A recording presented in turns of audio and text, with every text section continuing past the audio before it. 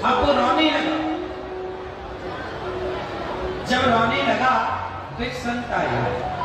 संत ने कहा, भाई क्यों रो रहा है? बोले, मेरे पास बहुत हीरे थे पर मैंने सारे बर्बाद कर दिए। संत जी ने कहा, कुछ बचा है? हाँ, एक बचा है।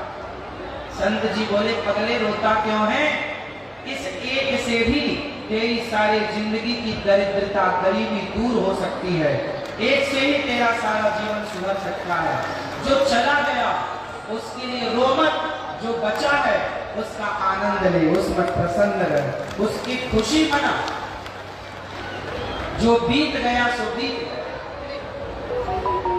जो शेष है उसे संभालो। तो आज समाज में डिप्रेशन है। वो पानी में फेंकता जाता, उसे लगा कि ये पत्थर क्या काम के लिए। सारे पत्थर उसने फेंकना स्टार्ट किया। उस बहुत सारे पत्थर थे, मतलब बहुत सारे हीरा थे, बेशकीमती। एक एक हीरा करोड़ों का था, पर उसे ज्ञान नहीं था। वो पत्थर समझ रहा था। बहुत दिनों से माटी में दबे होने से वो मट्टी धूल से भीगे थे, उनमें चमक भी नहीं थी। कड़ा सा जाता तो चमक आती। सारे पत्थर उसने पानी में फेंका, आखिरी एक पत्थर रह गया। तब तक कोई जौहरी वहां से निकला। जौहरी ने कहा, भाई ये हीरा काहे फेंक रहा है पत्थर पानी में? हीरा। उसने कहा, भाई ये तो पत्थर है। उसने कहा, नहीं ये तो हीरा है, करोड़ों का है। अब जब उसे पता लगा कि करोड़ों का हीरा है तो किसान रोने लगा, हे भगवान मैं बर्बाद हो गया। क्यों? बोले, ऐसे हीरे बहुत थे, मैंने सारे फेंक दिए। और वो झील इतनी गहरी थी कि उससे वापस वो पत्थर निकालना संभव नहीं था। अब वो रोने लगा। जब रोने लगा तो एक संत आया। संत ने कहा, भाई क्यों रो रहा है?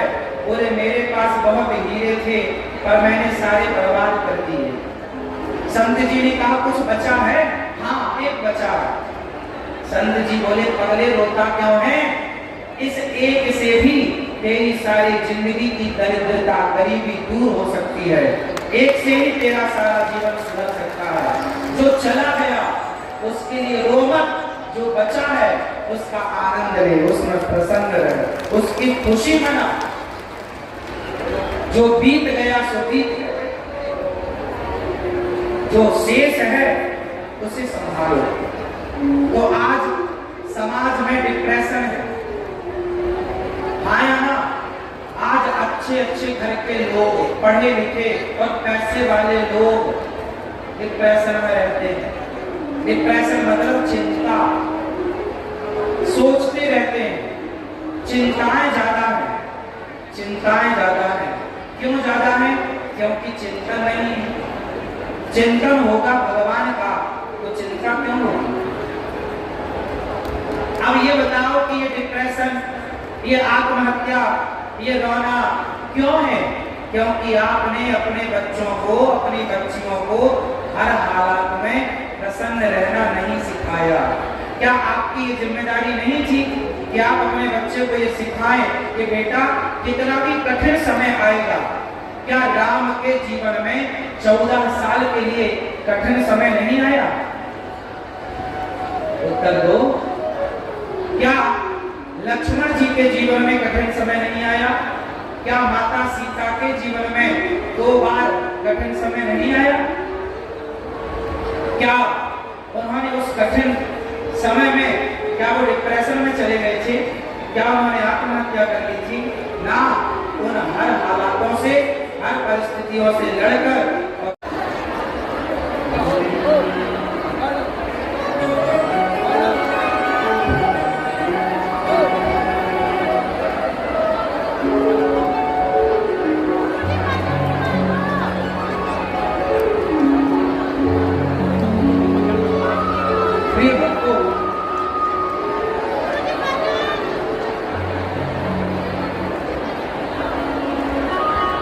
जो बच्चे हैं वो आपके ही बच्चे हैं, कंफर्म है ना? आया ना? आया ना? आपके बच्चे हैं?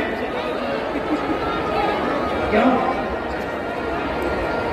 क्यों भैया, पंचायती भैया? ओ भैया, आपके बच्चे हैं कितने? एक आपके ही है? सही, कंफर्म है आपका है? कितने % शेयर आपका है उसमें? कुछ आपकी पत्नी का भी योगदान है कि पूरा आपके ही है? पत्नी का भी, तो कितने % पत्नी का शेयर और कितना आपका? बराबर बराबर, 50-50, मतलब 50 आपका 50 पत्नी का। क्यों? आपके बच्चे हैं? शादी नहीं हुई? हुई होंगे। क्यों? आपके कैमरामैन बच्चे हैं? तो आपके कितने बच्चे हैं? एक। तो आपका % शेयर कितना है? कितना शेयर आपका और आपकी पत्नी का कितना? 2 से 50-50, 50 आपका और 50 पत्नी का। क्यों? पीले भैया, बच्चे हैं? कितने % शेयर है आपका? बराबर बताओ। 7%, 70%, 60। और पत्नी का? आप बताओ, 10 वाले में कितने % शेयर है आपका? अब सुनो, आपके बच्चे हैं? कितने % शेयर है आपका? 30% और बाकी 70 पत्नी का। वाह, ये बढ़िया।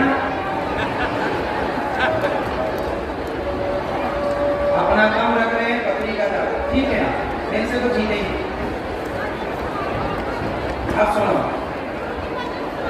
अब हम बताएं, मैया, ओ मोबाइल चलाने वाली मैया बैठो, मेरी माँ, तुम कल चला लेना मोबाइल, शाम को चला लेना मोबाइल, अभी चलाओगी?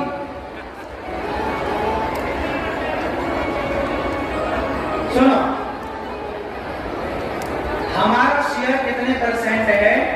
ध्यान से। अब देखो, आप लोगों ने क्या बोला कि 50% हमारा, 50% पत्नी का। तो बताओ, जब आपका बच्चा माँ के पेट में था लेता है, तो पानी की बूंदों से एक इंसान का निर्माण स्टार्ट होता है।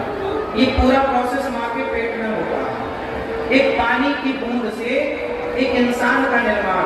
कौन था वो जिसने आंखें लगाई? कौन था वो कान लगाए? अंधा बनाया होता तो क्या करते आप? लंगड़ा बनाया होता तो क्या करती माँ और क्या करता बाप? कौन था वो जिसने माँ के पेट में पानी की बूंदों से एक इंसान की रचना की? कौन था जिसने सही जगह आंख लगाई, कान लगाए, चलने को पांव दिए, बोलने को वाणी दी? कोई तो था। ये कैमरा यदि काम कर रहा है तो इसे बनाने वाला कोई तो होगा। आप और हम ठीक ठीक हमारी आंखें काम कर रही हैं, हाथ काम कर रहे हैं, तो कोई तो था ना बनाने वाला। वो माँ के पेट में कौन था? वो जोर से आप बताओ, कौन था? भगवान थे। तो आपने अपना % को रखा 50, पत्नी का रखा 50, और भगवान का तो रखे ही, भूल गए ना भगवान को। हाँ, यही होता है, हम भगवान को भूल जाते हैं। हमारा ही सब कुछ है, भगवान का कुछ नहीं है। 1% भी शेयर आपने ईश्वर को नहीं दिया। आपने ये कहा 50% हमारा, 50 पत्नी का।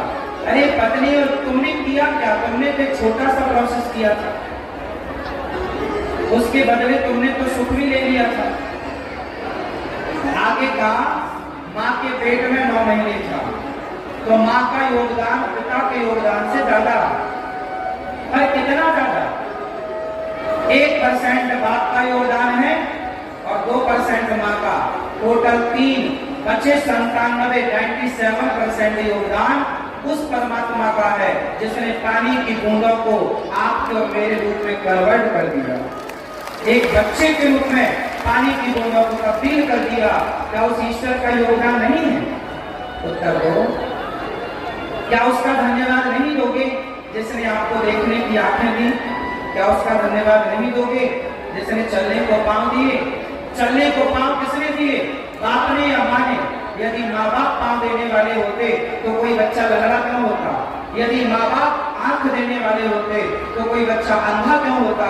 मतलब आंख, पाँव, हाथ, मुंह देने वाला कोई और है। आया ना? आया ना? वरना कोई गूंगा होता तो माँ बाप यदि वाणी देते तो फिर कोई गूंगा क्यों होता? आया ना?